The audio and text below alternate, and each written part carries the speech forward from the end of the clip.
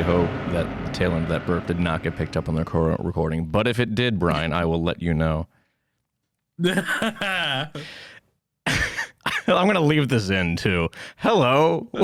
Welcome back to Talking Toku, the only podcast about sci-fi monsters and dinosaur adventures. I'm David. I'm the host. I'm Brian. I'm also here. I'm Naomi. I'm new here. Hello. Welcome. Hello. So glad to be here. It's good to have you. You have been a fan formerly, but now you usually we do this at the end of the episode, but because we're getting into this right now, we are officially, now that you've been on, we are bequeathing you the title of friend of the show. Congratulations. Oh, I'm so proud. I've got this Talking Toku sticker on the back of my car. It's falling apart. I'm so glad to finally you got make one it. of the paper ones. Yeah, you got one of the shittier ones. There's only half of it left on the bumper of my Volvo, but it's still there. I'm surprised it's lasted that long, honestly. Yeah, I'm going to say it's pretty impressive. I had one on my water bottle, and that bitch came off in like a month. I still have the one on my water bottle, but that's also because I just keep putting more stickers on my water bottle to the point where you can't even see it anymore because there's all other kinds of stickers covering it up. Oh, there's a protective layer there's of a protective other stickers. layer, yes, correct. So that's all you got to do, Naomi. Just put more stickers on over that, and it'll be fine. It'll be perfectly fine. I think I'm gonna gloss it over with some like, I don't know, clear cut coating or like some clear tape over the top, so you can't tell it's been MacGyvered, but it's still preserved. But that's okay. Next year for All Monsters Attack and G-Fest, we're gonna get some good stickers made, and potentially other things as well. I don't know what those are yet. I'm expecting a T-shirt. I want a T-shirt. You will get a T-shirt. I still have three T-shirts. Well, two of them are spoken for, but the other one I don't think the person really cares all that much. But I will have a single T-shirt. I don't remember what size it is, but there is a T-shirt that is technically set aside for you. Thank God. So look forward to that, maybe. I'm sweating in anticipation. Cool. All right. Well, as you guys know, we are doing spooky stuff all month long for Halloween because we just had too much spooky stuff to talk about. We were feeling too much of the holiday cheer, so we're going all month long. Last week we did a whole episode on werewolves, and you might remember that we mentioned Dog Soldiers that we watched, and Naomi was here. That is she was the one who sat through it with us. I didn't come out of that movie the same woman. I don't think any of us did, truly. It was life-changing. It was very yeah, that's a good descriptor for Dog Soldiers, I'd say. And then we manifested. I actually got to recommend it to people in person. Really? Yesterday. Oh my God! How did that go? Oh God, I've been doing the same thing. It went well. Both of them immediately took out their phones and put it in their notes app. So amazing. It's a good sign. What have you done to them? I don't know. I'm gonna spread this like a plague. What if they never speak to you again? That's what I've been doing. What? What if they never speak to you? What if they watch the movie and they're like, "Oh God, why would anyone recommend that?" And then they never talk to you again? That would be really funny because they're my spawning survey partners, so I have to see them every week. Here, you know what? Here. I haven't actually recommended it to anyone, so I'm going to do it live on the show right now to my co-host for DCM, Howard Miller. Hey, Howard, you should watch the movie Dog Soldiers directed by Neil Marshall. It's very good. I don't know. I couldn't tell if that picked up on the mic, but hopefully it did. He said okay. What did he say? He just said okay. Damn. So we'll see in editing if that picked up on the mic. Usually it does when he yells across the room at me, so fingers crossed. Anyways, as I said, we are continuing our Halloween celebration, and we're giving you a review. I don't know the last movie review we did. Oh, it was Gremlins. That's what it was.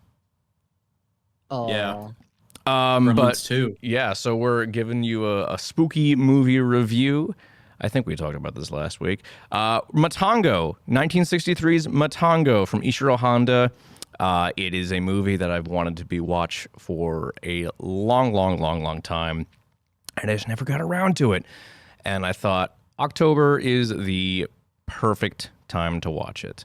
And I think that was a very good choice, having now actually gone through the entire film and watched it. I think we'll get into it, but I think it was a good choice for October.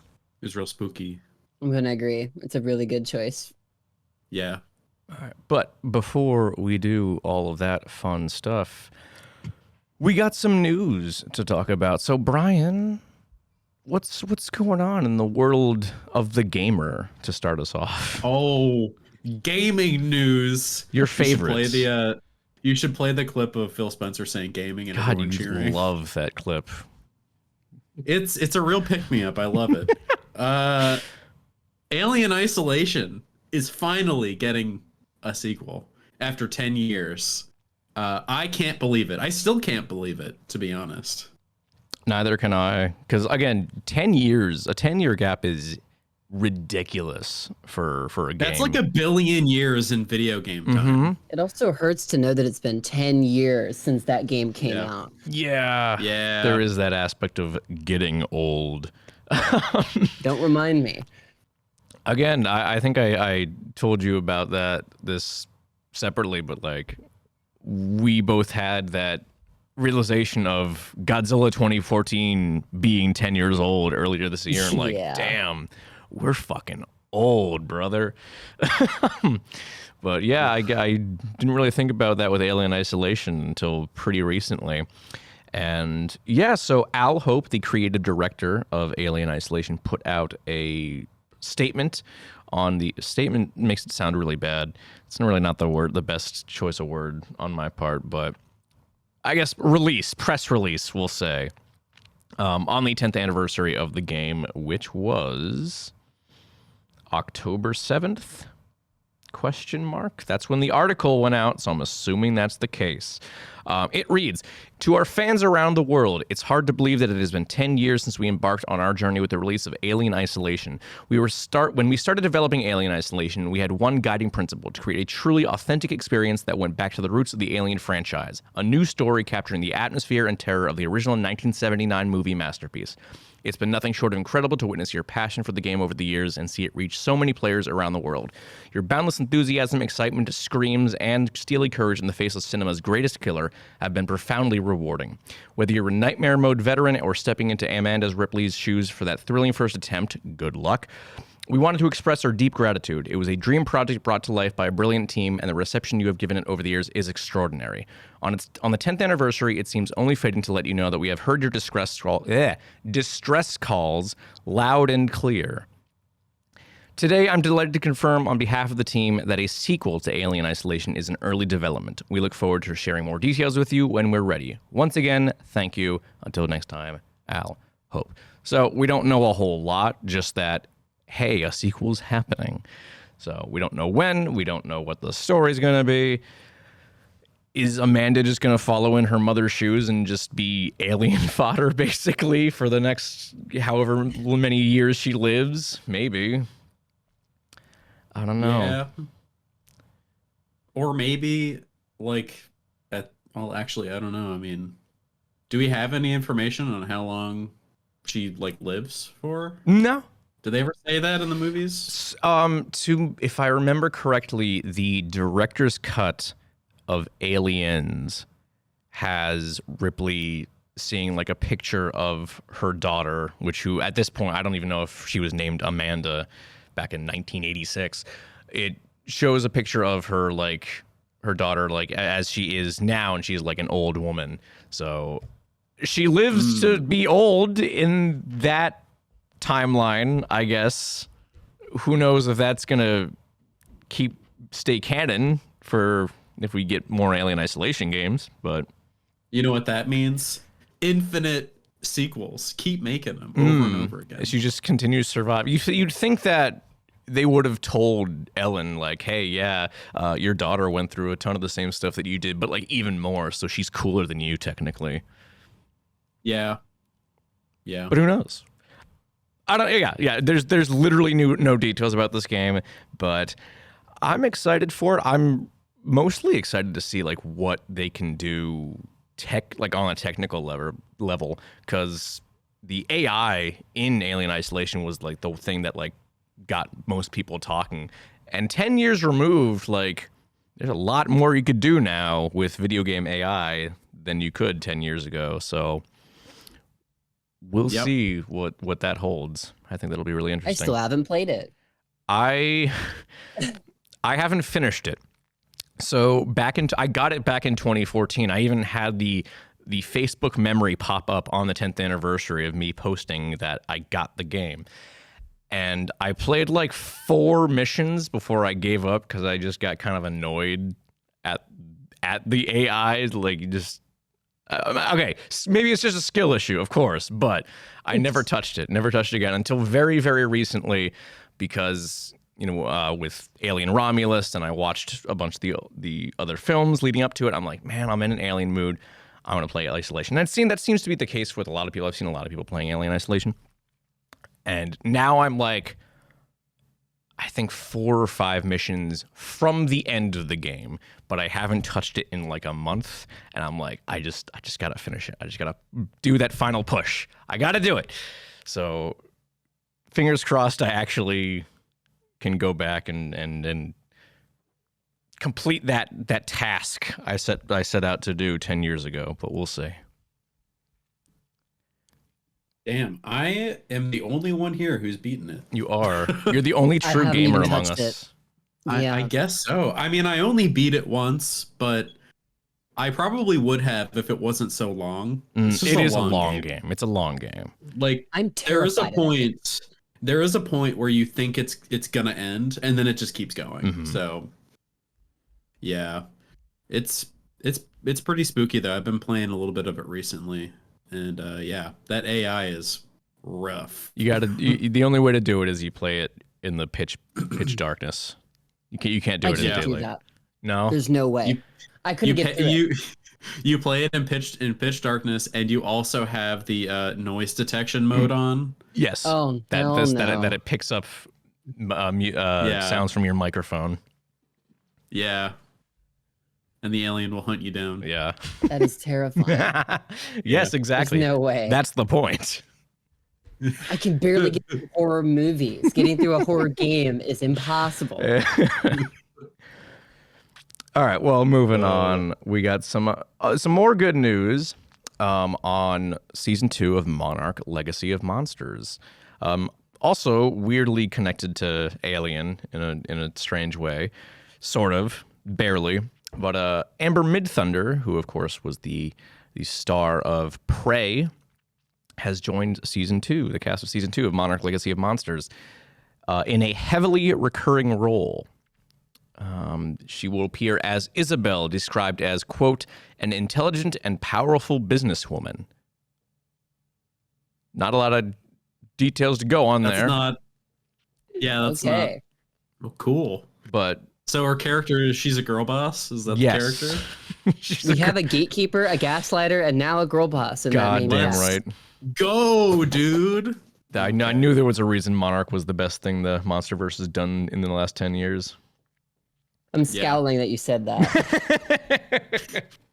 Listen, I'm not a big fan, but I'm excited for season 2. I am too, and I love Amber Midthunder. I think she's great. She was great in Prey.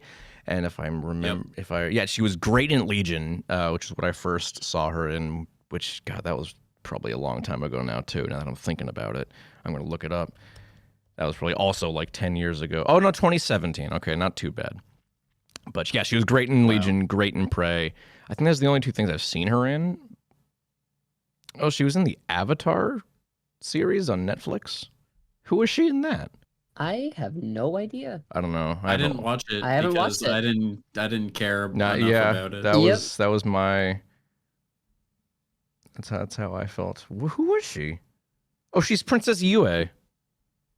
What?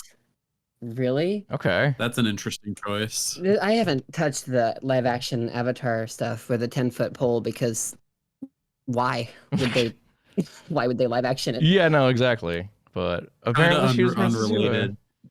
Kind of unrelated, but Minecraft has like a Avatar: The Last Airbender thing now, and it's the funniest thing I've ever seen.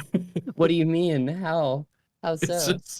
It's just an add-on. It's so funny. I don't know how to describe it other than that. There's a trailer. It's really funny. Okay. I'll have to watch it afterward.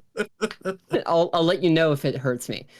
I was just scrolling yesterday with Sam. We were just looking at YouTube videos, and then that came up. And how does it? What the fuck? How does it compare with the Minecraft Godzilla thing, Brian?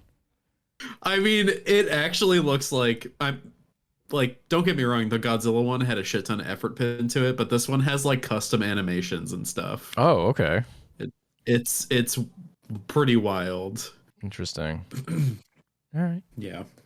But yeah, Amber Midthunder in Monarch Season 2. Very nice. What else is going on in the world today, Brian? Tell me. Kaiju Yarrow trailer released. I just watched it. It looks cool. We did both watch it. We both just watched it. I seem to recall we covered this when it first got announced, but I don't remember when that was. But I definitely know we did cover it. I just don't remember when. But Kaiju Yarrow stars comedian Gunpei as Ichiro Yamada, a government employee in the tourism department of Seki City, Gifu Prefecture. After being ordered by the mayor to produce a local film to increase tourism, Yamada decides to make it a monster movie, which has been his lifelong dream. And yep, the trailer just came out today. Today? Question mark? Just recently, though. I don't know if it was actually today of recording, but it just came out. That's the point. And it looks really, really charming. I can't remember who is directing. I'm seeing supporting cast. Oh, okay. Junichiro Yagi. No, obviously no word of a U.S. release, but I have a good feeling that our good pals at SRS Cinema will probably have a hand in it, because Avery Guerra was the one to put out the news about this. He posted the trailer, so I think it's a safe bet for SRS to pick that up. And we'll talk about SRS in a minute, actually, as well.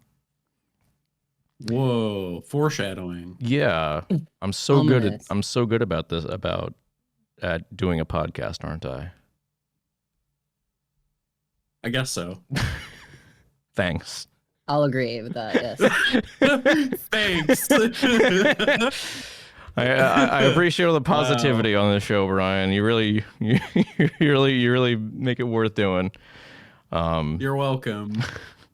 Anyways, another trailer dropped just recently, as well as a big schedule for the Godzilla Day festivities for this year, for the 70th anniversary Godzilla Day.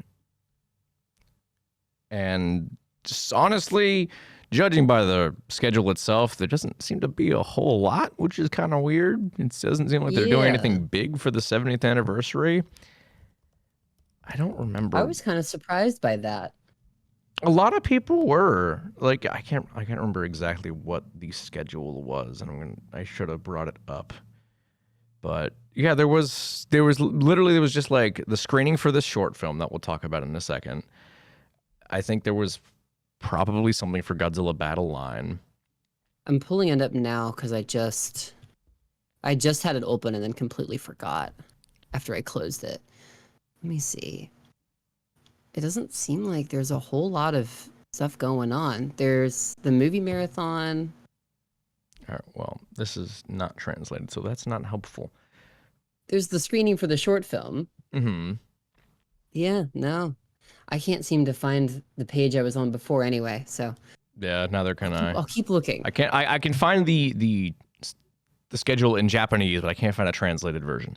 Point is, there's really no big announcements scheduled, which is weird because I feel like the franchise has had kind of its biggest year ever in the past year or so, what with -1 and the New Empire.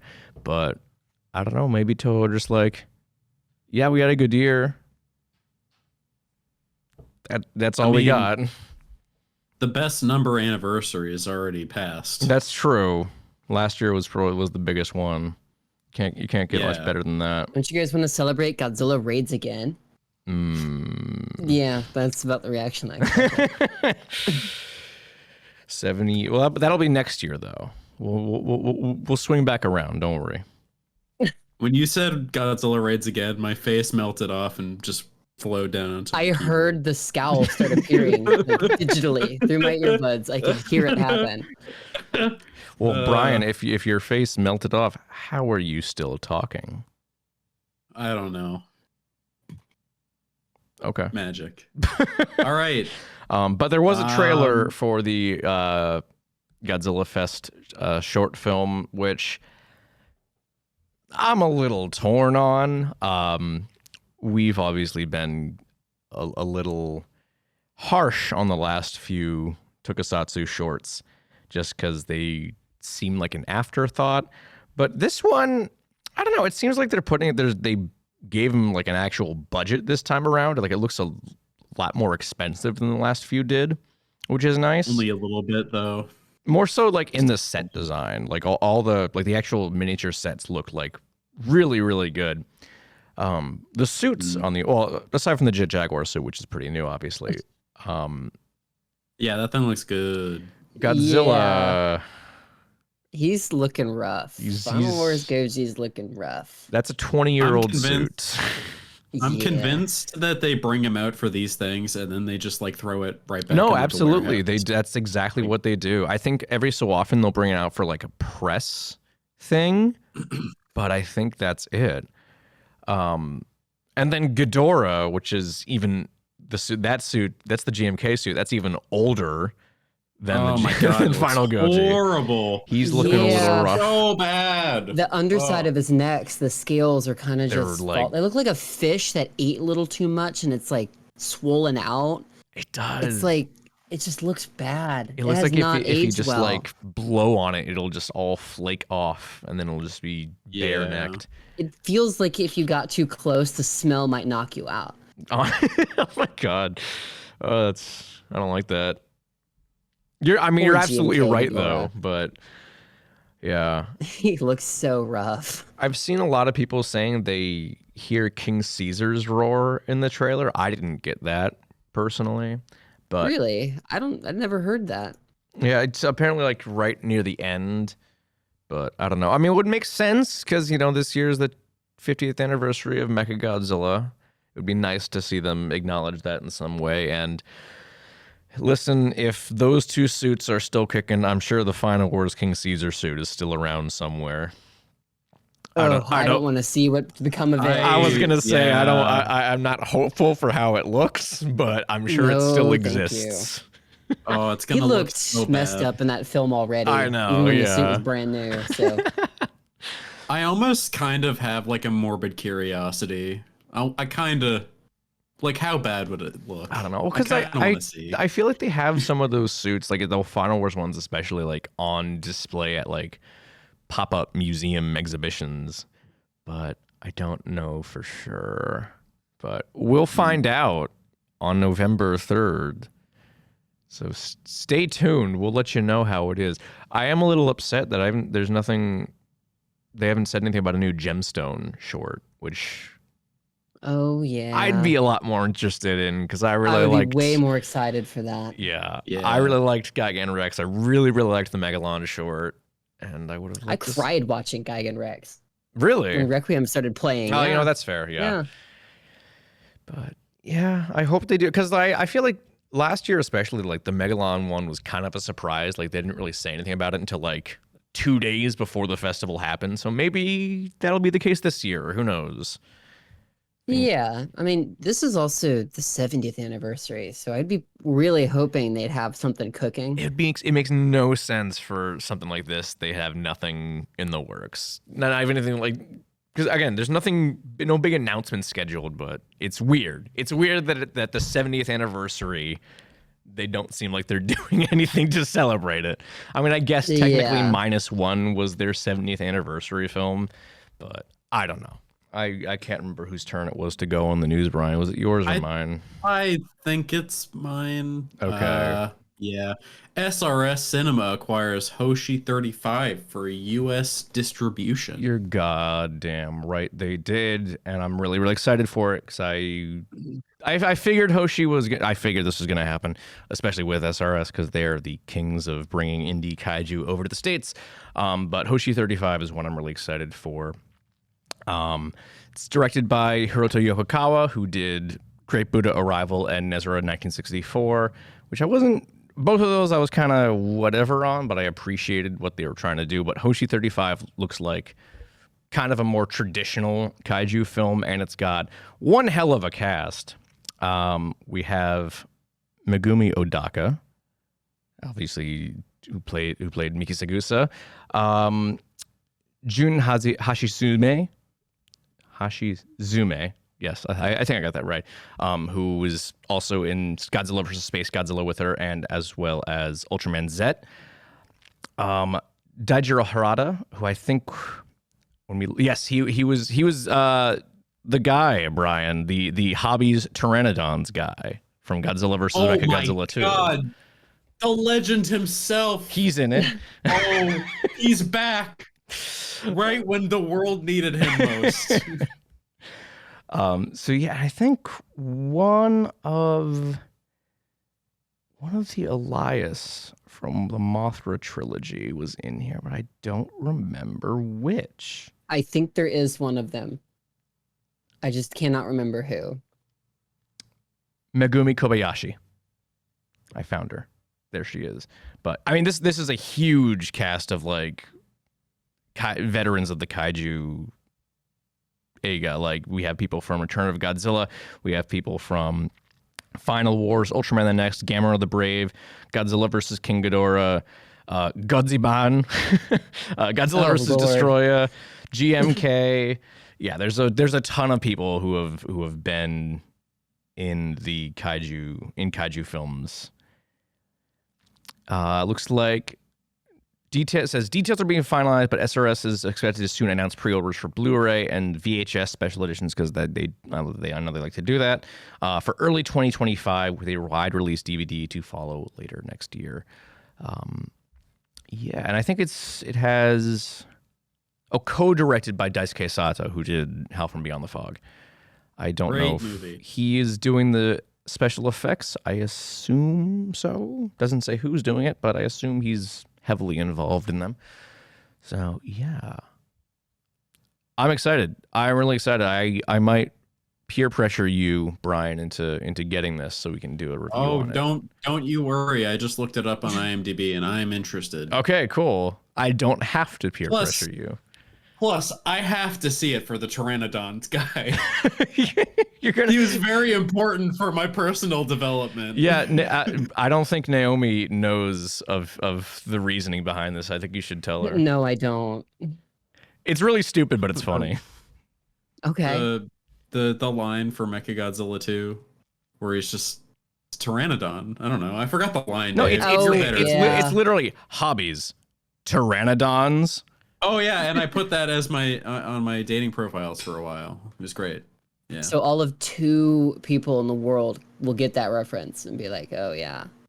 Yep. That one scene from Mecha G2. I'd be shocked if anyone who came across your profile at the time knew what that was.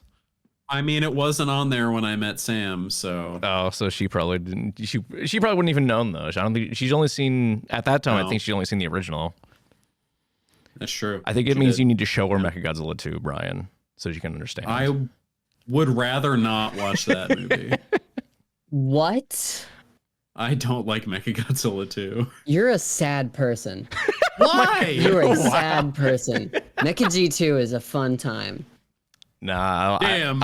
You were the first person to come on this show and throw shade at us. Direct shade. That's good though. I would reach through my monitor and strangle you if I could. I love that movie. This is a good thing, Brian. Naomi will keep us humble here. Yeah. All right. That'll be my goal. I'm gonna leave this episode feeling bad for my opinions on a movie. Well, hey, speaking of feeling bad, if it's a Heisei movie, I will fight for it. We might have to argue. But hey, speaking Unless of it's Ghidorah. we're good on that front. But speaking of making people feel bad about their opinions, do we want to talk about that Variety article? Oh yeah, you have to fill me in. Oh, 'cause I no. don't know. I assume you're aware of this, Naomi. Yes, I Okay. am. All right. So Brian does not know. If anyone listening who does not know, we will fill you in. So a couple of days ago, I think it may have even been last week, Variety, who's usually a pretty damn good source for movie news and what have you, they put out a list of the 100 best horror movies of all time. Makes sense. It's October. People are watching horror movies. It's 'tis the season, as it were.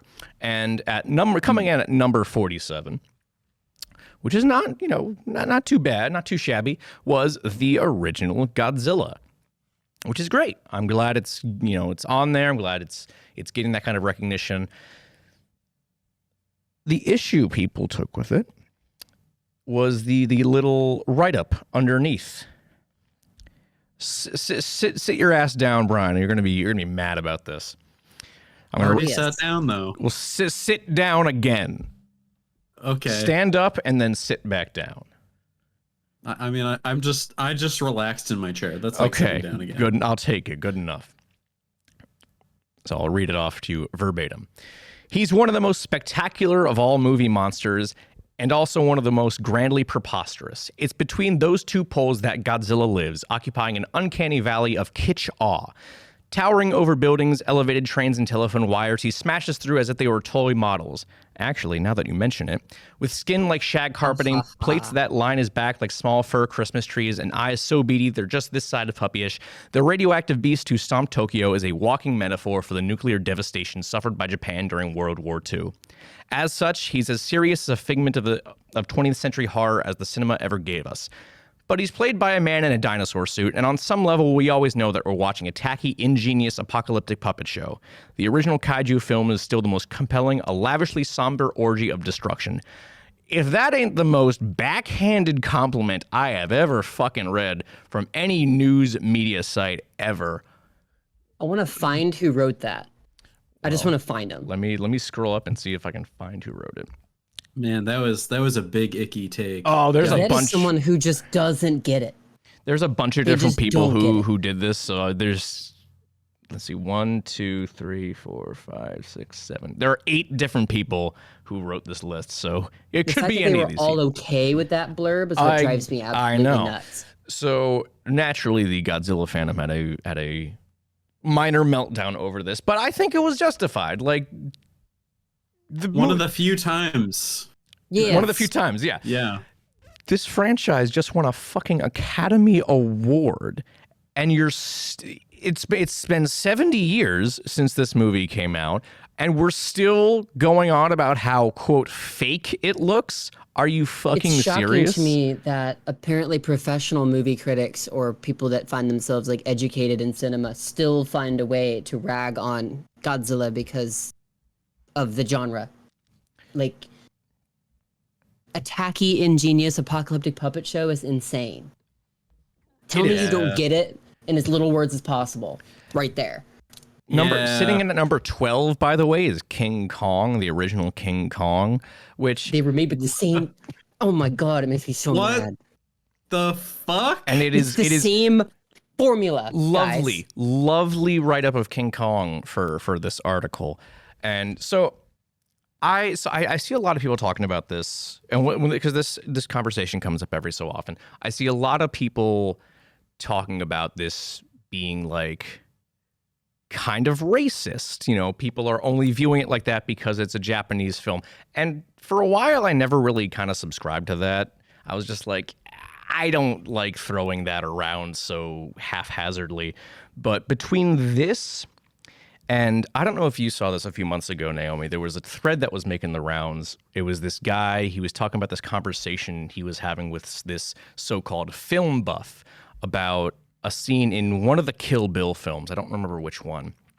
But he was talking, this film buff was like, oh yeah, I love the scene where they're flying over Tokyo, the miniature set. It looks great. It looks so good. And the guy was like, oh yeah, no, that that did look really good. It was that set was actually on loan from Toho for Godzilla Mothra King Ghidorah. And he said this guy, this so-called film buff, like his demeanor visibly changed. Like the smile faded from his face and he goes, oh, I guess that explains why it looks so fake. You were literally just talking about how good it looked. Yeah. And as soon as you I think find there out, is a racist hand to a lot of these conversations about Godzilla, especially with like American or European film buffs.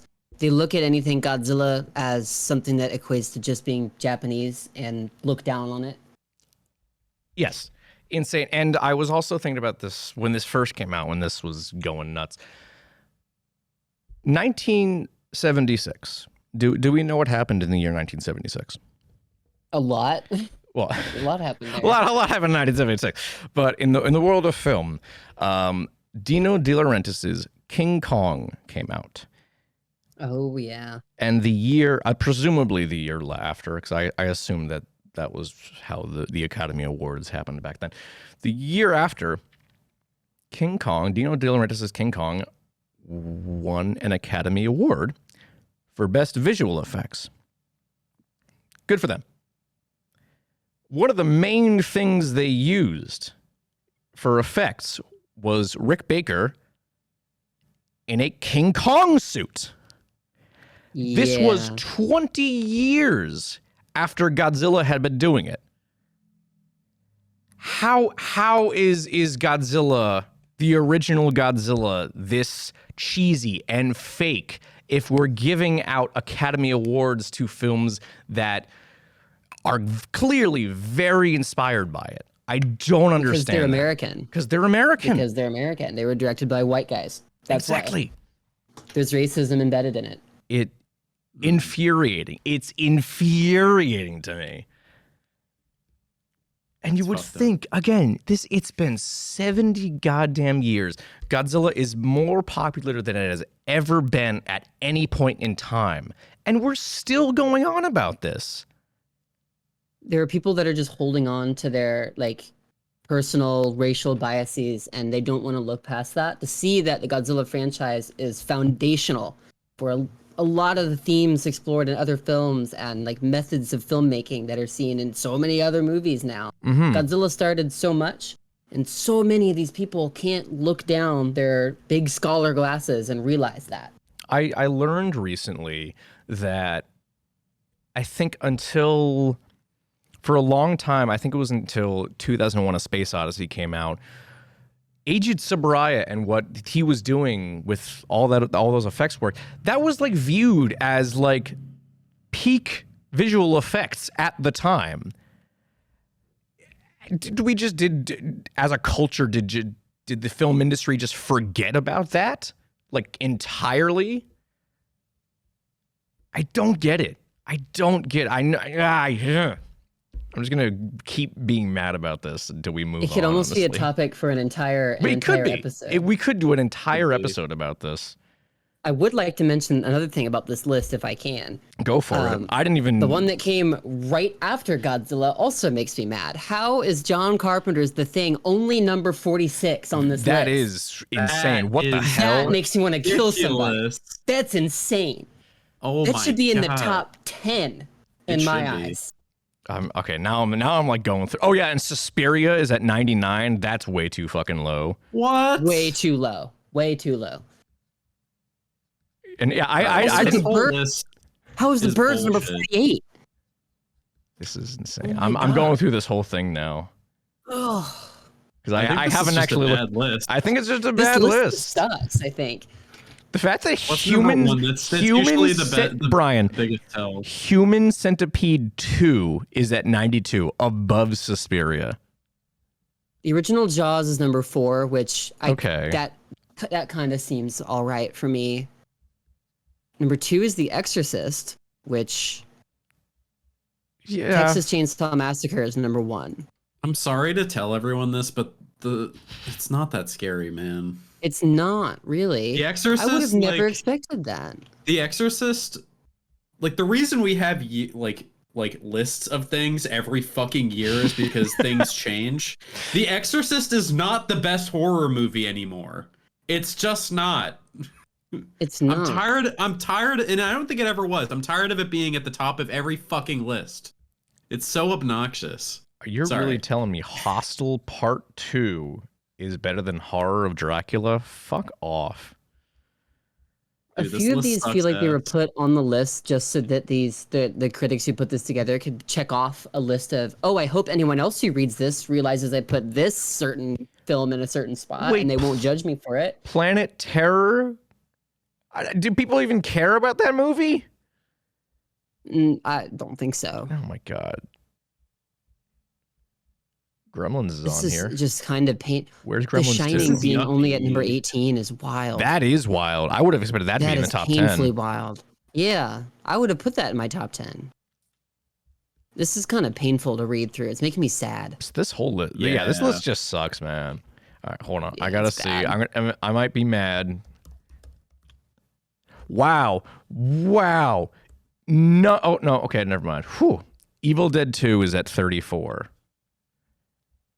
I got a little Okay. concerned that none of the Evil Deads were on here, and that I was gonna be really mad. But I'll take it. It's I just guess. shocking to me. The biggest one for me really is that why isn't The Thing in the top 10? That is way the higher. scariest movie I've ever watched. Okay. Yeah. Yeah. We should move on because I'm just gonna get mad. We We should should. talk about. Yeah. Yeah, We're I agree. 45 minutes into this episode. We haven't talked anything about Matango. We should do that. Let's talk about Matango. Boy.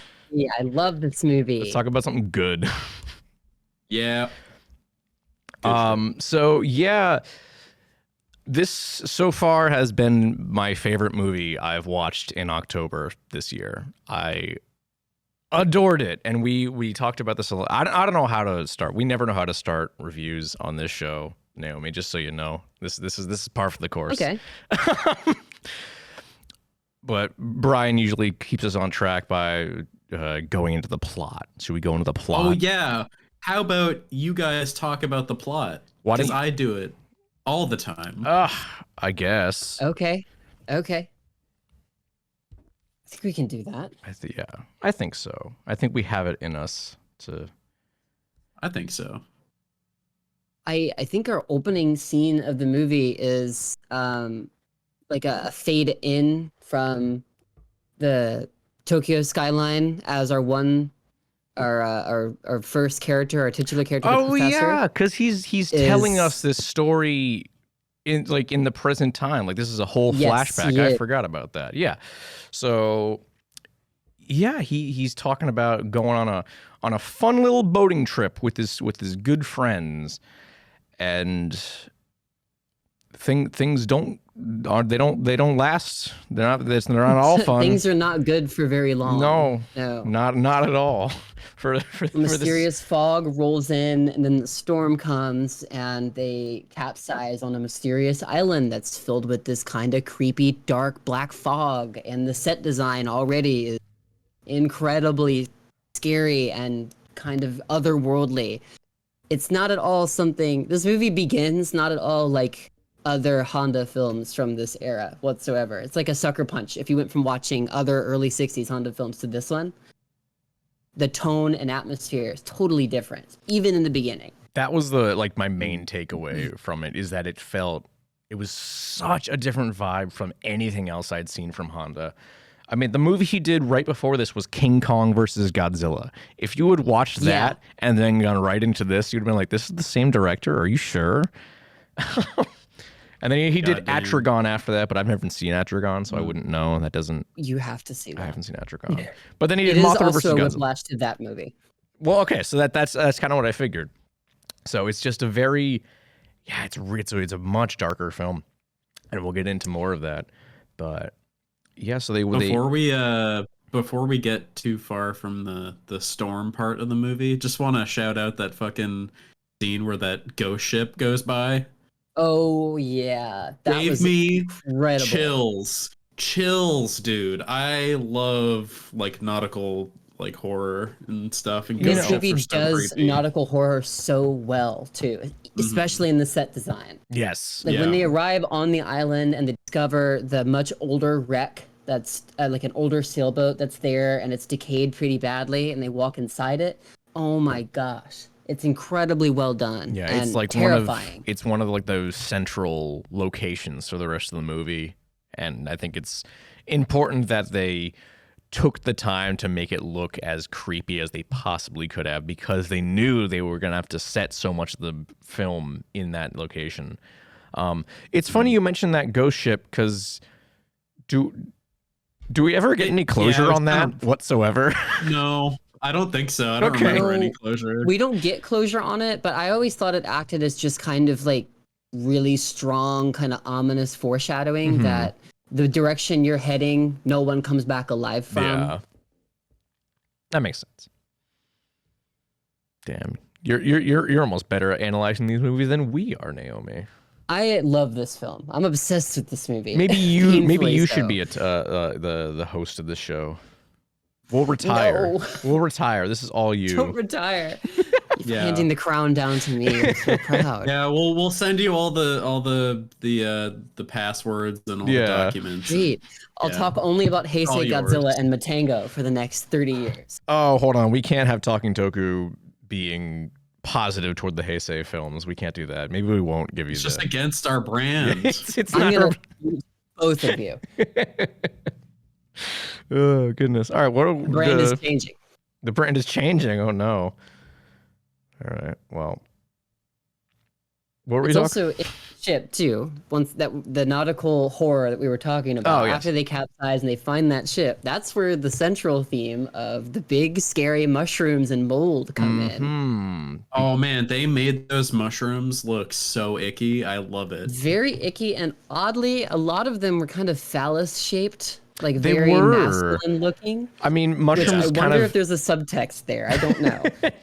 There might be. I mean, If you eat this mushroom, you'll get fucked. Hey, the men were the ones who fell for it first. They That's started true. eating the mushrooms first, That's and true. the mushrooms kind of look like wieners. There's something to be said there. This is true. I mean, this was a much more sexually charged film than anything else I've seen from Toho. Yeah, Yeah, I mean, there there's was a very lot adult. of that. There's adultery going on. Hmm. There's some so much of the central cast dynamic is how do human beings kind of fall apart when they're faced with we have to survive in an environment that is like pressure cooking us. Like how are we going to survive without killing each other in the process? And their relationships very quickly fall apart. And then I think it's around the middle bit of the film, after we've had our first big like verbal confrontations between our cast members as they struggle to survive and find food on this island, where we encounter the first mushroom man, first monster. And that whole sequence is terrifying. Super, super creepy. I get goosebumps thinking about it. The part where he just kind of like shuffles by the window. Yes. I hated that. I looked up at the screen because I was doing something else for a second, and then I saw it, and then the scene changed. It was so creepy. It was a great scene too, because the focal point of the shot in that scene are two of our characters speaking to each other, and in the background at an angle you see the porthole window of that door, and you don't expect anything of it, but it's still within your eyesight. You still think there's going to be something there, and then as it slowly pans forward, you see the shadow of the mushroom man kind of appear there. No music, no cue. It just seems very unsettling, and it's so good. This movie has a lot of that.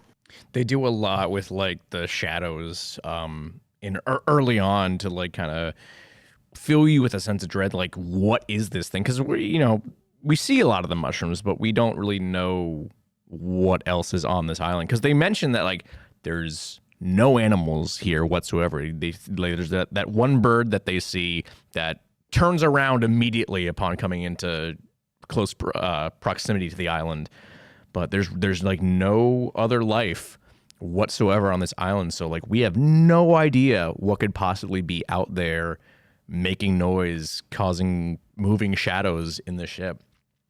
And so it really is really creepy. And I'm looking through the rest of Honda's filmography, and it's like, this is really the only like straight horror movie he did, because you can make an argument for like the H-Man or the Human Vapor, less so the latter. But even those are like more leaning towards sci-fi. This is like straight horror, and I'm a little disappointed that like, why didn't he direct more horror movies? Because this is makes so me wish good. that there was more, because this one really is so good. The atmosphere, the set design, the monster design, the actual mushroom people that are revealed in full much later on in the film towards our climax are genuinely terrifying, especially the fact that they're accompanied by this deep kind of twisted laugh track that's playing in the background as they appear. Oh yeah, that was Horrifying. creepy. Super scary. Gave me nightmares as a little kid when I first watched it. I don't blame you, Still because kind of freaks me out to this day. I'm pretty sure if I saw this as a kid, I would be afraid of mushrooms, I think. Say I wouldn't blame you. It was funny, Brian. At one point I wanted to get Siobhan, our part-time host, to watch this with us, but that obviously didn't pan out. But one of these days I will. Our friend Siobhan likes mushrooms a lot. She grows her own mushrooms. And I thought this would have been a fun movie for her to see. It may just maybe harm her psyche. It'll turn her off from interacting with mushrooms at any point in her life. It's entirely possible. I can see it. But I also found out while we were, I was doing research on this film a couple days ago, just out of interest, trying to look into the background, and the plot itself is apparently based on a story that Masami Fukushima saw in a magazine that he was the editor of, which that story, whatever it was, there's not much credited to it. That story was then based off of an English person, William Hope Hodgson's short story called The Voice in the Night, which was in an American magazine like 30 years prior, actually much later. Oh, so I was only in 1907. I was only aware of The Voice in the Night, so there's a second one in there in between. Yeah, there was a secondary rewrite that happened. I think the timeline must have been in like the late 40s or so. And then that second version of the story is the one that the film was based off of. Interesting. No, I gotta. It's making me want to go read the original version of the short story by Hodgson. Yeah, say what was the other one called in the 40s? It doesn't have a name attributed to it. It just says it was based off of a story in SF magazine. Yeah, it's not a whole lot. It's not much information to go off of. No. I'm wondering if I can't dig through and find that later on, because I'm super curious to see what in the world that one was called. It may have been lost to time. Who knows? I'm sure The Voice in the Night is probably easy to come by, hopefully. That one more than likely. It appears to be public domain, at least the audiobook version. So I have it right here. Yeah. Oh. Yeah, reading through the synopsis of it, the plot is very similar. There's a few different changes here. Whoa. Apparently his version, the main love interests are two main characters, which in Matango is the professor and then his girlfriend, his main love interest. They are more the focal point in the original Voice in the Night. Okay. There aren't as many characters that form like the basis of conflict. Apparently, It's interesting. this was not the only adaptation of this story. Really? Episode 229 of the anime Naruto Shippuden is an No adaptation way. of this story, in which mushrooms overtake the ship on which the team is sailing. Upon being eaten, the mushrooms sprout from the eater's skin and influence their actions. Wow. I had no idea. So if you want to watch Holy the Naruto cow. version. I'd rather not. I don't want to go through Naruto again. That had it's just a damaging effect on my childhood psyche. I never watched Naruto anything, so I consider myself lucky on that front. You've been my free. sister has watched Naruto like 3 times, so I can ask her if she remembers I have it. this one episode from Shippuden, which This one. I think Shippuden This is the one- one like people don't like. Like most people prefer the original. Oh, I don't know. I have no idea. I might just be talking out of my ass about that. Fun to know that it has ties to Matango. Yeah, that's in a really way. They share the the important same thing. basis. Very cool. Well, there was a villain. There's a Swamp Thing villain just called Matango that was based just the same thing. That's kind of based. That's kind of awesome, actually. I'm Wow. looking up Matango DC. What the fuck? He's a dragon. What? He's not a mushroom. He's a dragon. He's a mushroom dragon. Oh, that's so cool. I think. I don't know. He looks pretty sick though. I'm gonna send you this.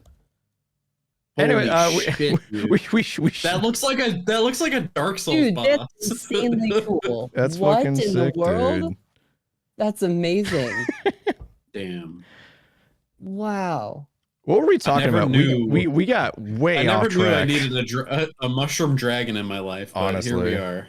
The background looks like Gygas from Earthbound a little bit. I don't know. Crazy. I don't know. I've never played Earthbound. I wouldn't know. I think we were at the first appearance of the Mushroom Man, right? Yeah, I that's think. about where we left off. The first person appearance of the Mushroom Man, which oddly, after the Mushroom Man encounters the entire cast and they're all like grouped up together, it just very oddly cuts away from whatever that encounter then looked like and into the characters discussing that that wasn't real, even though there are tracks leading away from the ship and the Mushroom Man is nowhere to be found. It's a very abrupt change. I'm not sure. Oh, what did you man. guys think about that? I was so confused when that happened because they were like backed into a corner in a room and he was like opening the door and then it just showed the like one of the dudes like raising up a gun and then it just cuts and then they're talking about it the next morning. And I thought I like missed something. Yeah, it almost feels like a whole scene was ripped out and you don't get to Yeah. see what that encounter looked like. And then some of the characters immediately after, like our guy who was kind of our main instigator, the fisherman, I can't remember his name. He was trying to tell them that like, oh, that thing wasn't even, you guys were just dreaming that. Very strange way to bring that whole tension-filled moment to an end. Yeah, it did feel almost awkward, just because it was a very hard cut too, and especially like he's talking about like, oh, you guys dreamed it. They had the same dream. It was a shared thing. I don't buy that personally. Also, what a vivid dream. Right? Yeah. it's They were like weird. up and walking. Everyone was. Speaking of up and walking, there was that really creepy shot of the two women like in their fucking like I don't know like They look like ghosts, dude. It was Yeah, really like, creepy. They were walking down It the looks- hallway. it was like pitch black with like a tint of red, and it was like the creepiest shot ever. I was like, what the fuck is that? And they were walking like a bunch of creeps. There were a lot of scenes in this movie where there's like a bait and switch where you can't quite tell if the human target of the scene is like a monster or not, and then you get closer, and then oh wait, they're okay. Yeah, there They is haven't a been lot of that. mushroomified yet. Yet being the operative word. Spoilers for a movie from the 60s. I think it is after one of our characters ends up after the mushroom incident, and we're starting to run out of like food. One of our characters goes out and starts eating the mushrooms that the previous tenants of that ship, who have since died, left notes to say, "Hey, don't eat the mushroom." Whatever One you of our do, guys goes out don't and do eats that. them. And he begins acting very insane. He just starts attacking everybody else. He starts wielding a gun, and we're forced to fight him on several occasions. So it shows you the mushrooms are not good. They definitely alter your psychedelic state. Yeah. Hiroshi Tachikawa, who was the one who played that guy, Etsuro, he did such a great job here because he plays that because I think he's kind of the almost comic relief of this movie. So it was an interesting choice to have him be the one to kind of like go a little crazy at the end there. And I think, if I remember correctly, was he in? Because he looked like one of the guys from King Kong versus Godzilla, but I didn't check to see if he was. I think he was in that movie, but I could be wrong about that. IMDb A lot of the tells me cast he in is this era not. did. Okay, He was in Gorath. there are some other ones. But Oh, really? yeah, That's he's funny. not. No. Yeah, he looked like one of the main guys from King Kong versus Godzilla, but I guess not. But anyways, he was really, really good in this. Yeah, he played, because again, like I said, he was sort of the comic relief character, and he played that kind of descent into madness so well. It was like kind of like surprising that it was. Oh, I'm like losing. I keep losing my train of thought here. God damn it! But like to see him go from like the kind of happy-go-lucky sort of positive guy to like he's very serious, brandishing a gun at all these people who are his friends. Like, it just, he was definitely like the human character I was looking forward to seeing the most. He was the most like captivating for me every time he was on screen. A lot of the other characters in this were just kind of defined by how they react to their situation, but not like their own motives or the way they carry their own dialogue. They were just kind of yelling at each other or being aggressive, which is wild because like it's like a all-star cast of like Toho's repertoire at the time. Like you have Akira Kubo, Kumi Mizuno, Hiroshi Koizumi, Kenji Sasahara, who never once took off his sunglasses except when he was sleeping. He did when he got blasted, when he got shot. Yeah, he died so fast. It was so sad. Did. You know what's really that funny? Scene is crazy. What's really funny? I don't know if you guys noticed when I put this on Instagram. The poster that Letterboxd has for Matango, he's in it, but he does not have his sunglasses on the poster.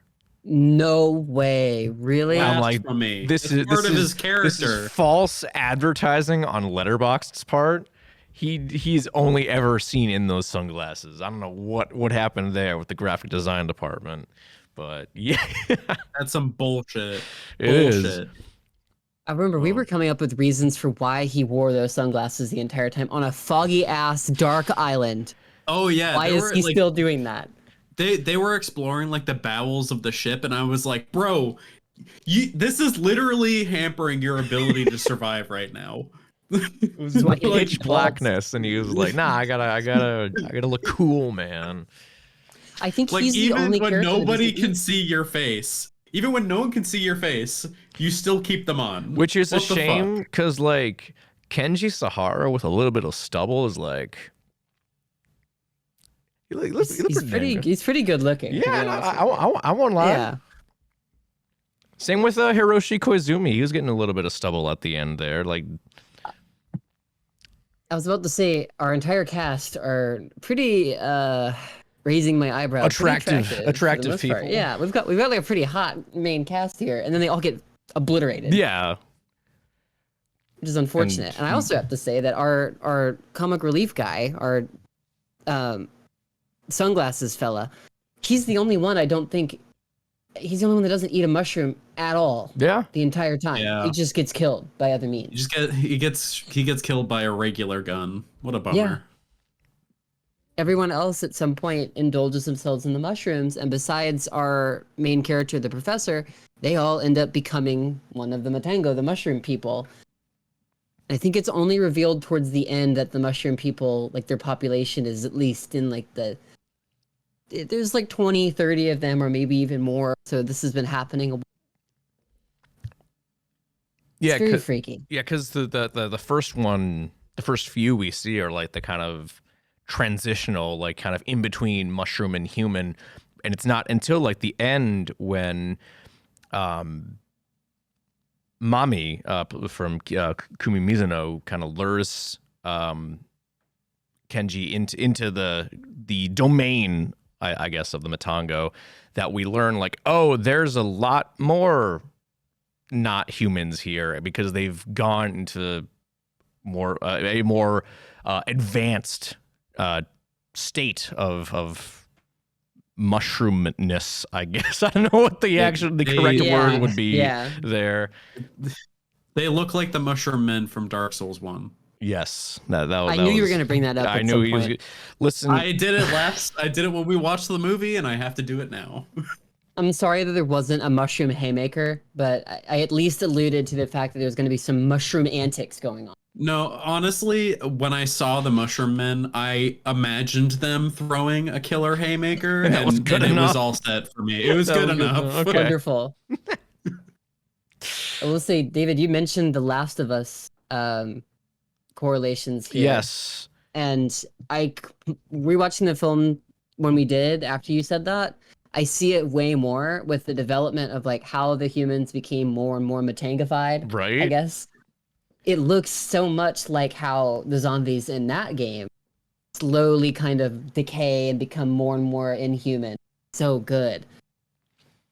Yeah, like because you have like there are different enemies in the game where like of different levels of transformation, infection. That's a much better word, at least for The Yeah. Last of Us. But yeah, like it makes I feel like there is a bit of a correlation there, and it seems like this sort of had like some impact in Hollywood because where is it? Yes, Steven Soderbergh, who directed Sex, Lies, and Videotape, would be probably the one of the bigger ones that people would know from him. What else? The Oceans trilogy, Oceans 11, 12, and 13. Oh, yeah. Magic Mike, of course. Oh, forgot about that. Yeah. So he was at one point in talks to do a remake for a Hollywood remake for this, but apparently was unable to reach an agreement with Toho. And on the flip side of that, Toho apparently approached John Carpenter to do a remake, and he said no, which is insane to me because this seems so far Seems up like it'd be Carpenter's right alley. up his alley. Exactly. Yeah. I don't know why. Could you imagine a Carpenter Matango? How good that would be? And he has gone on record talking about how much he loves Godzilla. Like he curated a Godzilla marathon last year on some streaming service. I don't know which, but he curated a Godzilla marathon. So I don't know why he wouldn't have done this. I mean, it's possible. Maybe he thought it was like too much like The Thing. Like maybe he wouldn't want to be like criticized for kind of like doing the same thing over again. It's not like the same thing, but it's still body horror, like people transforming into shit. I don't know. Just coming up with reasons. Kind of stupid though. I would have seen it.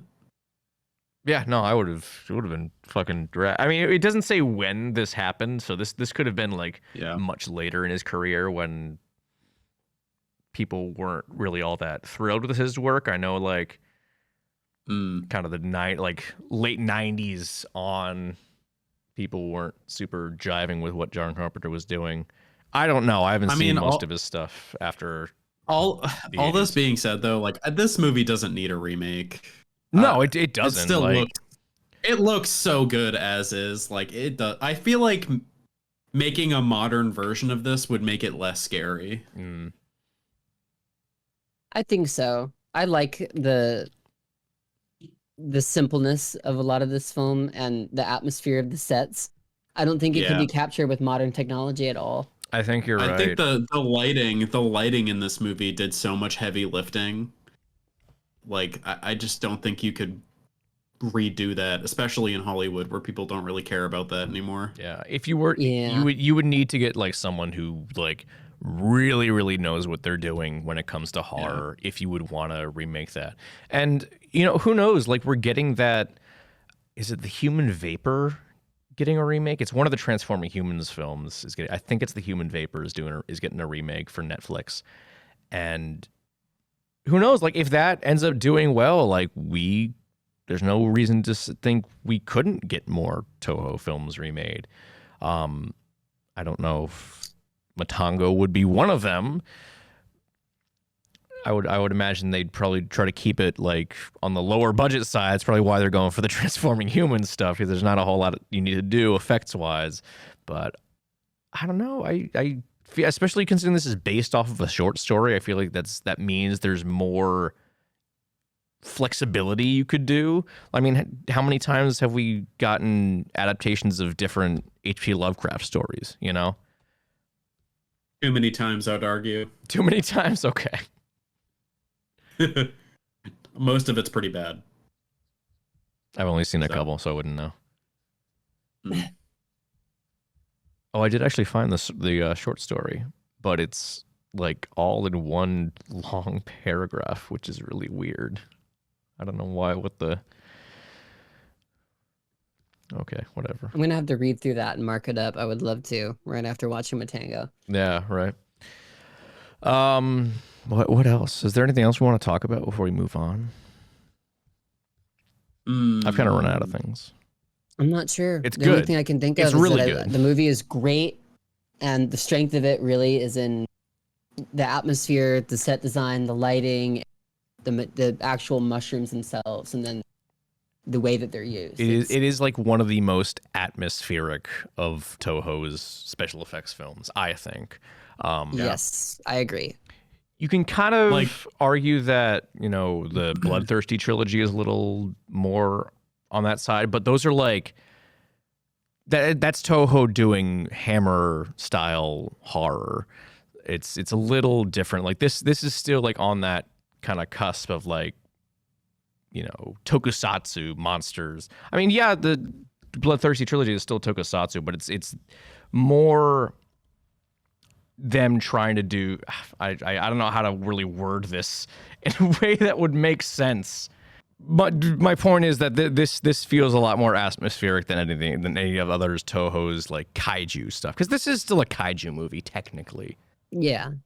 And if it wasn't, we would find a way to make it fit the definition. You're goddamn right we would. You are Exactly 100% right we would. That's our brand. Oh, yeah. That's really our brand. Not just the shitting on the really- Heisei films. Stretching the definition of the word kaiju is the brand of Talking Toku. We're gonna have to change that Heisei bit though. The mission statement's gonna change now that I'm here. We'll see about that. I'll have notes. But yeah. Is there anything else you want to add on Matango before we move on? Go watch it.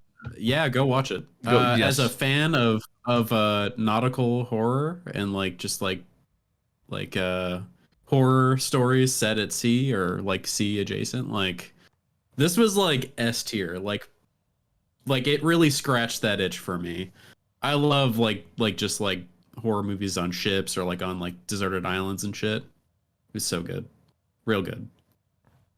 I would say just as a fan of horror, it's Yeah. spectacular.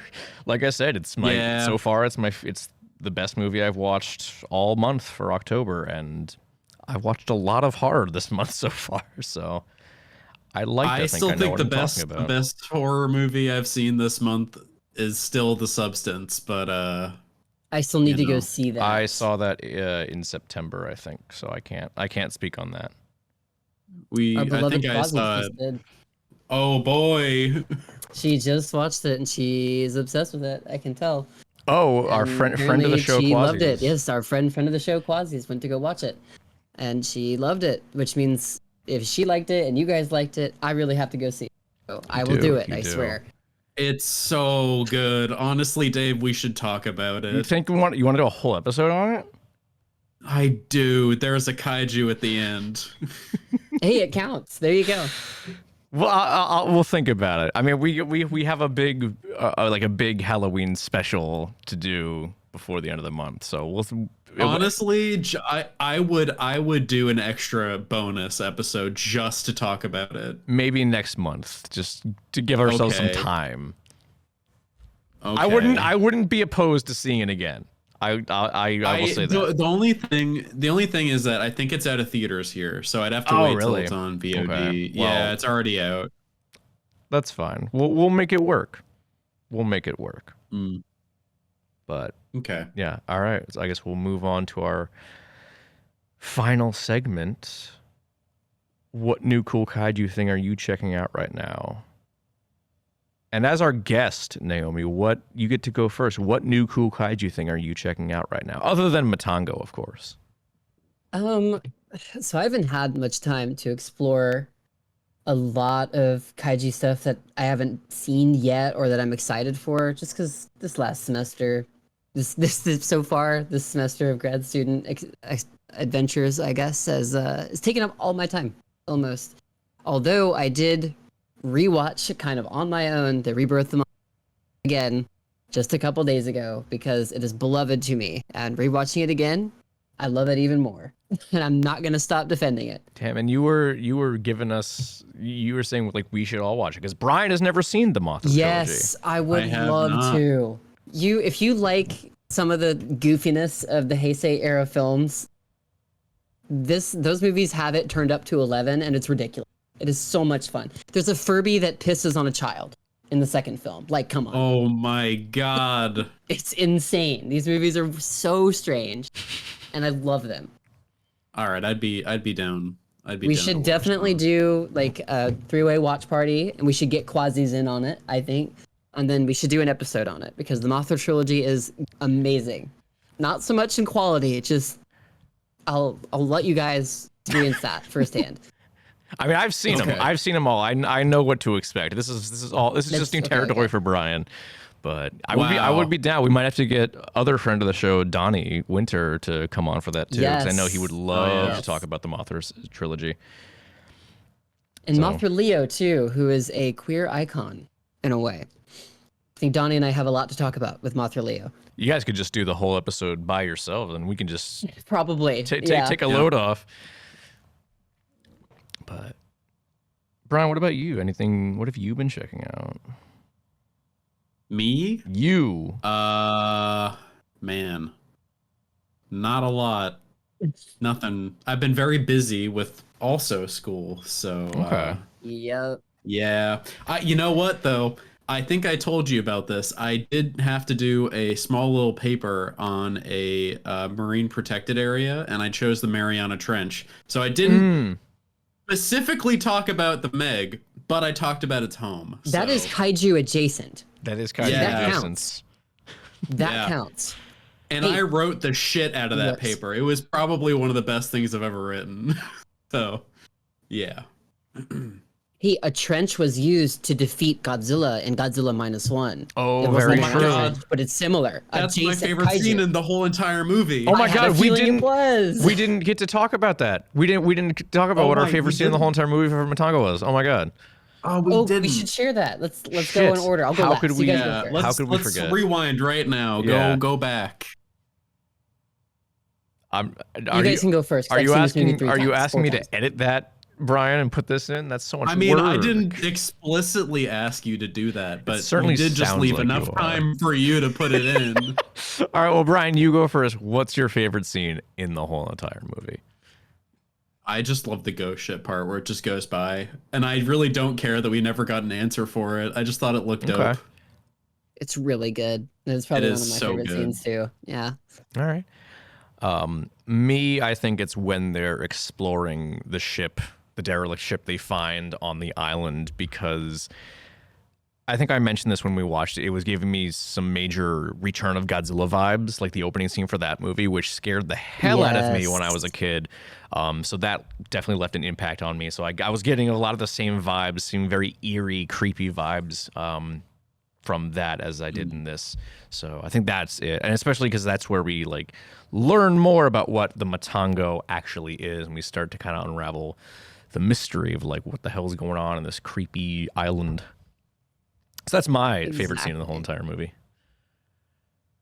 I think my favorite scene, it's hard for me because I think I agree with Brian a lot on the ghost ship scene. I love that one because it is so ominous. Every time I see it, I get goosebumps about it. But I think that scene is second to me. And my first favorite is when the Mushroom Man his silhouette first appears outside the porthole window in the door. No music, no cues or anything. He just shows up, and it is utterly terrifying. I love that scene. Yeah, I love the lighting and the shadows they use in this movie. It's just so good. But I also did just think about one of the reasons why I love the ghost ship scene so much. Okay, because they made it green. Green is a scary color. Yes, it is. It's a nautical color too, and it's terrifying when it's used right. Yeah, it was really creepy. I was like, God damn. That's a spooky green right there. Green is an underrated horror film color because it is so good at setting tone and atmosphere if you use it right. Mm-hmm. That's the key phrase there. If you use it right, which most people do not. Right. Most people do not. They use like a Teenage Mutant Ninja Turtle neon green. That's not scary. It's got to be like an ocean green. Yeah. Yeah. This A green you can find in nature is always scarier than a green you can't. seafoam green, Yeah. as what most people call it, I think. I want to paint Yeah. my car seafoam green. Totally off the subject, but yeah. Everybody who I love drives that by color. you is gonna shit themselves in terror. It's gonna be so They'll think, scary. Matango, it's the Matango car. I gotta get out of here. Just start putting a bunch of mushrooms on your car. Oh, the Volvo with a couple mushrooms on it. Yeah. Terrifying. Mushroom decals, and then your license plate, like the license plate border has mushrooms on it. I got a Yeah. vanity plate that just says Matango. That'd be pretty sick. Oh, that would be amazing. That would actually be good. I'm gonna hold myself to that. One of my cars, I'm gonna have a Matango plate on it. I mean, I don't know if they're It's still. the Matango mobile. Exactly. Hold me accountable. Next G-Fest, next convention we're all at, when you guys see my car, make sure you look at the plate. It'll be Matango. Will do. Oh, dude, you know how sometimes at like conventions they have like branded cars that they have driving around? Yes. Yes. You do that for Matango at like G-Fest or something. How am I gonna turn my Volvo into a Matango car? I will say. Oh, okay. Never mind. It's out of stock. Because Mondo did a vinyl release for the score for this film, and it came with a Matango sticker. But Oh man, I would give anything for that. I really would. that's one of the ones that's on my water bottle. That's being protected by the layer of everything else. You can barely see it, but it's a neat sticker. Anyways, I think we left off on what new cool kaiju thing I'm checking out, and the answer to that is nothing, because it's October and I've been focused too much on horror. Do that. I mean, there's been some monster movies that I've been watching. I watched Salem's Lot, the new Salem's Lot, which people seem kind of divided on. I really like it, even though it does kind of devolve into general quote modern horror movie schlock by the end. Like, it's a very different ending than the book, which is a little weird, but up until that point it's really good. I think I watched the original Nosferatu for the first time because I'd never seen it, and I feel like as excited as I am for the new one, I felt like I should have watched the original. Also, I didn't look into it, but Amazon Prime has it streaming, but it's in color. And I don't know how I feel about that. I don't know how I feel Interesting. about I wanting. don't think I like that. I think that movie was meant to be watched in black and white. That's what I'm saying. That was the only option they had. Like, they didn't have an option for the original black and That's white stupid. version. I'm like, are you fucking kidding me? Also, That is stupid. the image they used for that version of Matango was so clearly AI generated that I'm like, wow, that's shit, Amazon. This is why I hate modern technology and I despise Amazon so much. Yeah, it's fucking gross. I watched Cat People, which was Oh, God. so incredibly horny that I was a little taken aback by how Wait, you horny said that movie horny? was. Horny. Oh God. It's a very horny movie. See, I thought you said corny at first. No. but now I'm frightened. No, it's horny. It's a horny movie. Oh God. I'll leave that to you to see if you want to look into more of it. What other monster movies? Oh, I watched The Beast Within, which is it's a guy turning into a big gross cicada man. Oh, that sounds good. I want to watch that. A lot of there's a worrying, not a worrying amount, but just the fact that there is rape in it. Like that's like the catalyst that sets the story in motion. So that was a little weird. And then the most Very recent strange, one okay. I watched last night that I watched this last night, kicking myself that I'd never seen it. The Lost Boys. Holy shit, dude. The Lost Boys fucking rocks.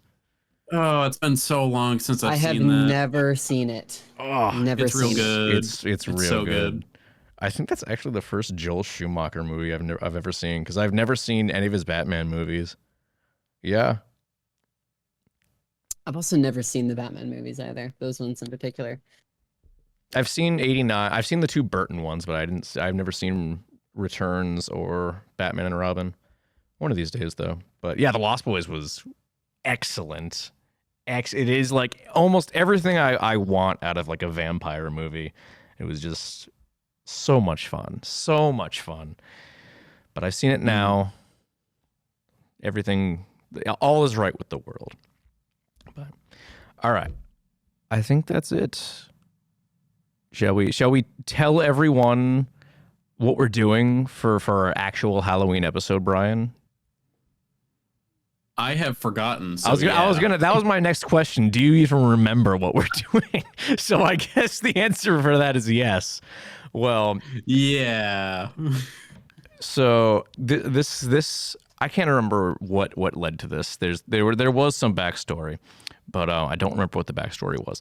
Point is, we were looking. Me and my DCM co-host, as I mentioned earlier, Howard. We were looking into creepypastas for some reason. I don't remember the context of it, but we were looking at it. And that led me to the incredible idea of, for Halloween, we would cover the old Godzilla NES creepypasta. Oh, you mentioned that to me. Oh my gosh. So I have not read, I don't even know if I've read it in its entirety. And if I did, it was like way back in the day when it was still popular. Brian, have you ever read the Godzilla NES creepypasta? I think you know the answer. Okay, fair enough. So this will be an interesting experience for all involved. Am I gonna cringe like heavily? Possibly. I mean, this. I think you're going to cringe a little because I've read it. Yeah. Okay. It was kind of the one that it was like one of the more popular creepypastas back in the day. Like it was to the point where like people outside the Godzilla fandom like knew about this. It's the same as like what's that Legend of Zelda one that everyone talks about? Oh, Ben Drowned. Yes, like it's That's a classic. It's at that level. It's like it's a pretty well-known creepypasta. So maybe you'll cringe. Maybe, I mean, you probably will cringe just a little bit, like Naomi said. But we'll see. I'm honestly kind of excited because it's been so long since I've read it. I don't even remember like if I liked it all that much way back in the day. Yeah. I never really got into creepypastas. Like, that was not really my thing. So it's going to be interesting. Yeah, I was never really big into creepypastas either. I always thought they were kind of like Cringe. not that scary and Yeah. kind of just fan fiction. So, Well. You know who is really into creepypastas that we know? Or was really into them? Our beloved friend of the show, Quasi's. Uh-oh. To almost an obsessive point. Oh. Next time Oh, she's wow. on, we should ask her about that. Oh, okay. I think that's a plan. I'm down for that. We'll grill her about it.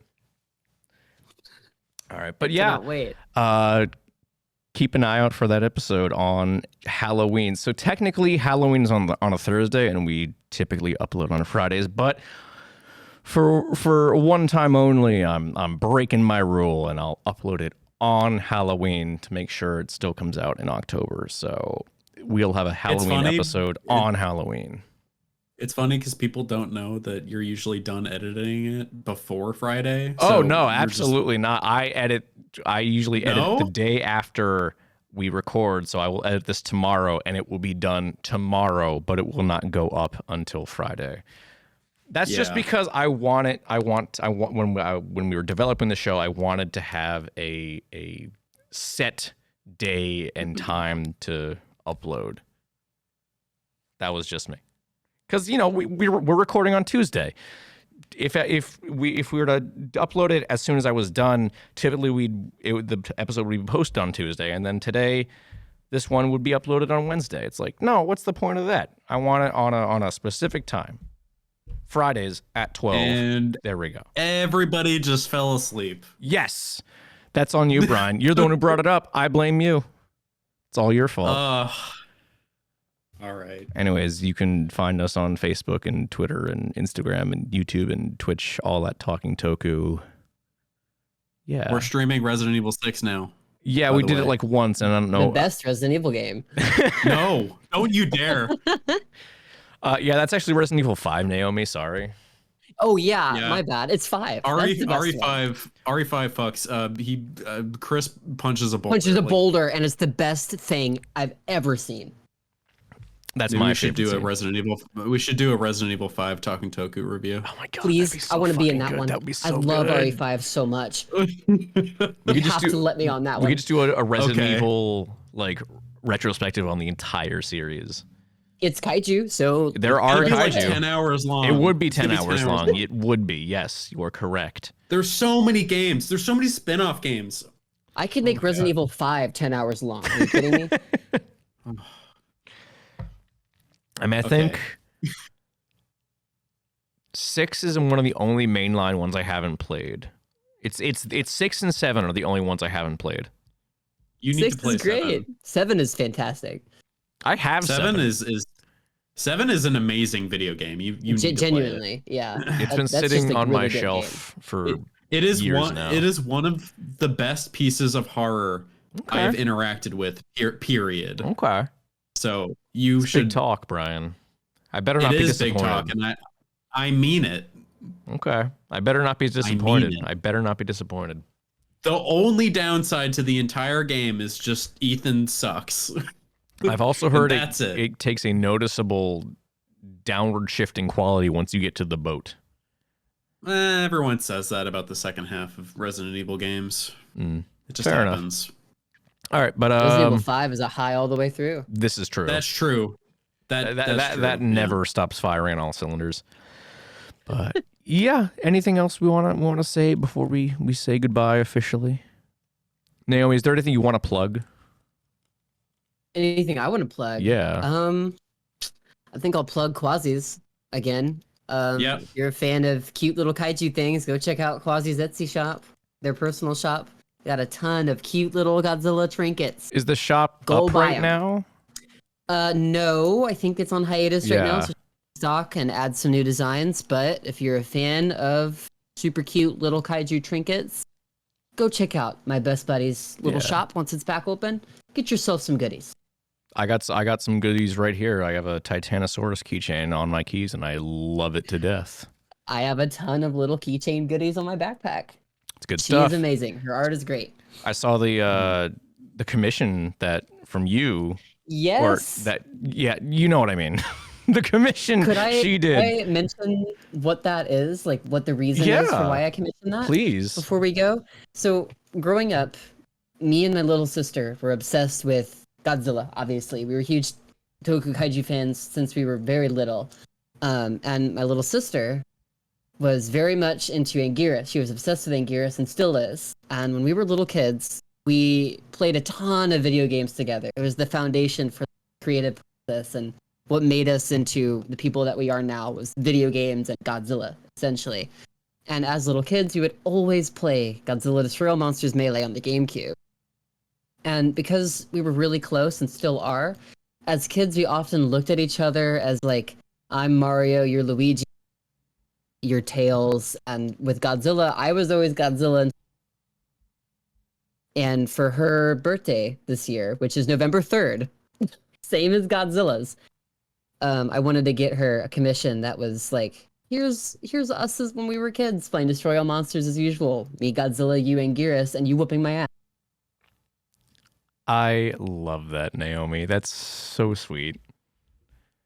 Because like I saw the piece earlier. I'm like, oh, this is really, really cute. I love it. But now with that added context, that just makes it so much better. It's very, very personal. It was two sisters growing up playing Godzilla all the time, and it still defines who we are. She has an Anguirus in her dorm room just sitting on her, and you wouldn't expect it. Very nice. I So, love that. It means a lot to us. Very nice. All right. Is that it? We're good to go? I think we are. I think so. Cool. All right. Well, we'll see you guys in a couple weeks to talk about the Godzilla NES creepypasta. Yay! Get excited. Yay. I'm Bye so now. excited for this plan that I just heard about. You heard about it Yay. months ago, Brian. It's not my fault that you forgot.